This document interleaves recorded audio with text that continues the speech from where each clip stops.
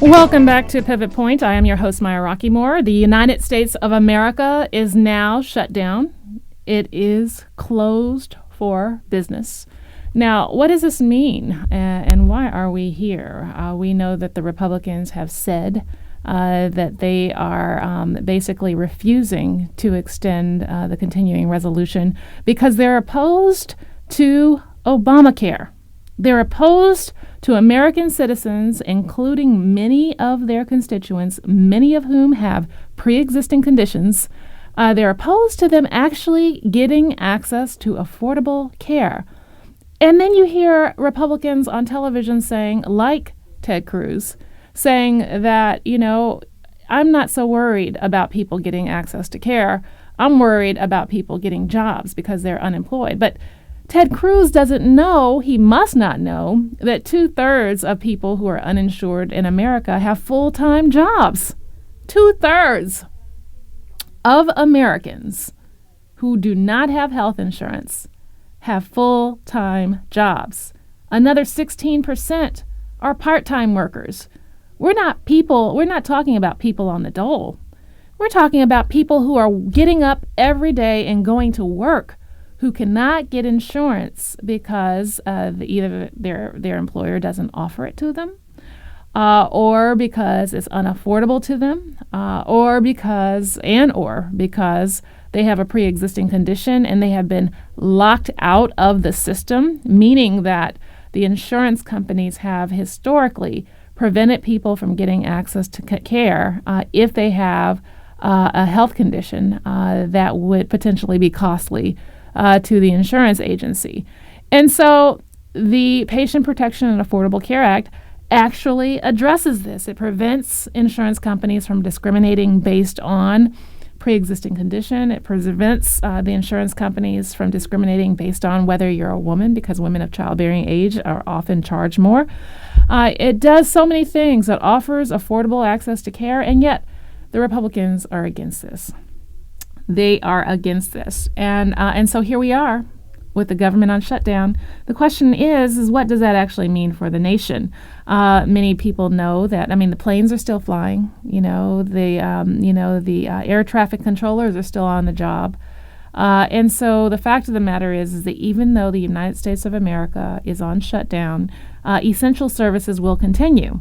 However, there are a number of other things, other areas, other people who will not. Government workers are being furloughed. Those who are considered non-essential are certainly being furloughed. There are some who are continuing to work who will not get paid. Some who are continuing to work who will not get paid. And it's possible that if Congress doesn't come back after this is all over, and hopefully it will all be over sooner rather than later, Congress will come back and offer to pay them, but that's not a foregone reality. And so with that, there are a number of effects. Programs like Head Start. And we talked about Head Start a lot because Head Start has been hit by cuts to the government. It's been hit by the sequester. And yet the government shutdown also will harm those programs as well, with some actually shutting their doors until they can get the resources they need to reopen. And so there are effects that many people are not talking about. The FDA, some of their inspections will be suspended. The Park Service, we know that many parks have been closed down. And so there are many government services that will be affected directly by the government shutdown. And we need to understand that there are definitely consequences to this. But the politics of this are absolutely concerning because how is it that a faction in one part of the government, and the faction I'm calling the Republican Party, I actually think that we let the Republicans off too lightly when we say that it's all because of the Tea Party faction of the Republican Party. But Republicans don't have to go with the Tea Party faction, and yet almost the entire caucus has voted with this faction, and they have caused the nation to go on lockdown. And this is of concern ultimately for our democracy, because if minorities within a minority actually can gain control of government to the point of shutting it down and to the point of possibly forcing the nation to default on its debt, then we actually have a flaw in the design of our democracy. We have a flaw in the design of our democracy. And this is of concern because this is about certainly maintaining something that has been here for hundreds of years now, and strengthening it, not undermining it. And yet the Republican Party in the House of Representatives has proven time and time again that not only will they stand in the way of Americans getting access to health care, which, by the way, they have to pay for, which, by the way, is all a part of a capitalist system. There's nothing socialist about Obamacare.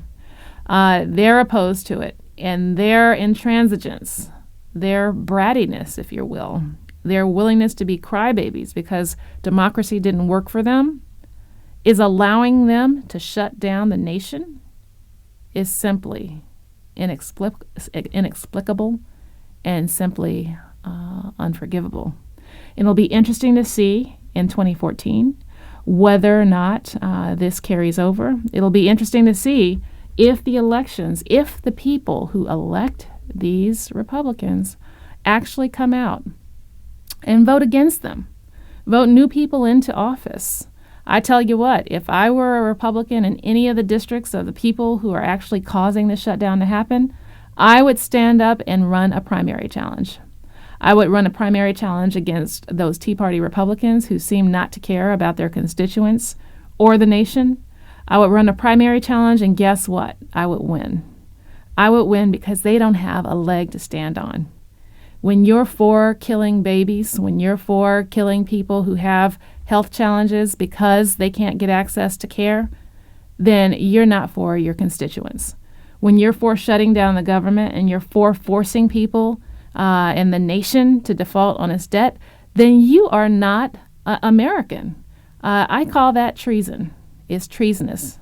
And so with that, we need to be concerned because this is an attack on our nation.